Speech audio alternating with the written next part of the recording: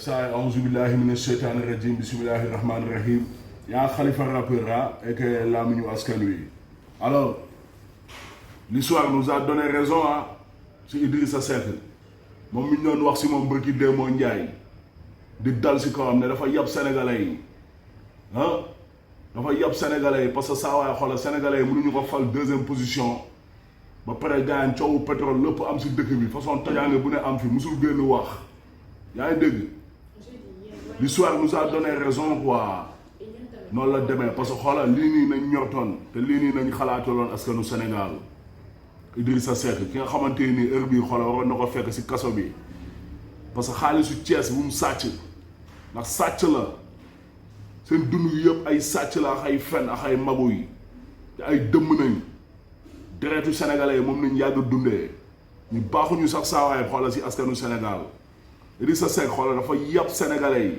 Idrissa Seck yow da nga saaga ndey yu xoola askanu Sénégal bi yëpp nga boole saaga ndey yow te askan bi xoola fu mu la tegee bët dina saaga sa ndey ndax yow xoola jaam nga warkat nga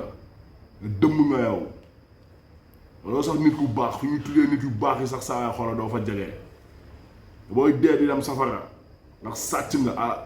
alalu mbooloo nga yàgg dundee yow te loolu noonu du xam ngeen bu baax lu si yàlla wax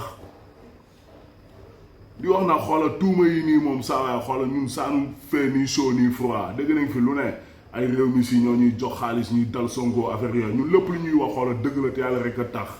parce que xoola liggéeyee lu ñu kenn ku dul askanu Sénégal te incha allah xoola lépp lu ñuy wax bu ko gars yi gisul sax xoola l'histoire nous donnera raison incha allah si kàttanu yàlla ndax dëgg moo ñëkk te moo mujj te fen bu jëlee ascenseur dem yoonam yàgg xoola dëgg mi ngi ñëw dina jël escalier ba àgg fu mu jëm te bu àggee rek lépp leer yaa ngi dégg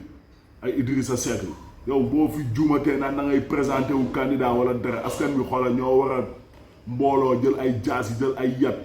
fàq la ay yat saa waay xoolal ba nga dellu xaybu boo deewee ndax dem safara yàlla àtte ñu wax yomb yàlla àtte ñu wax yow Idrissa Seck amel nga ñu àq yow bon nga warkat nga fenkat nga sàcc nga iblis nga seytaane nga ràmbaaj nga dëmm nga naafeq nga yow baaxoo sax si askanu Sénégal lii nii nag saa waay xoola vidéo bi dañ ko def pour nakarlu métitlu ak leeral waaw parce que xamal lii nii saa waay xoola ku yàgg taxaw ne da ngay wax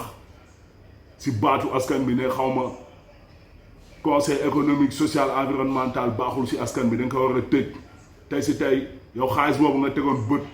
moom nga bëggoon ñu jox la moom nga bëggoon lekk suñu xaalis du yombee noonu loolu dafa ñu naqari ñun sénégalais yëpp est-ce que ay dégg leeral bi ndax mooy tey si tey ñun saa yoo xoolal lépp lu ñu wax waxuñu suñu intérêt waxuñu ndax dañ ñu jox xaalis wala dara dañuy wax pour intérêt Sénégal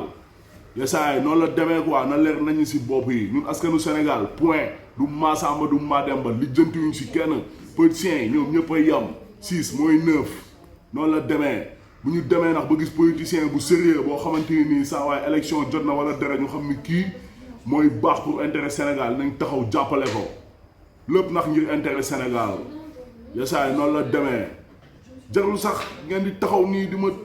doon ma félicité wala affaire yooyu de ñun saa waay xoolal lu ñu munti def dëgg ni ñuy def ci yàlla rek a tax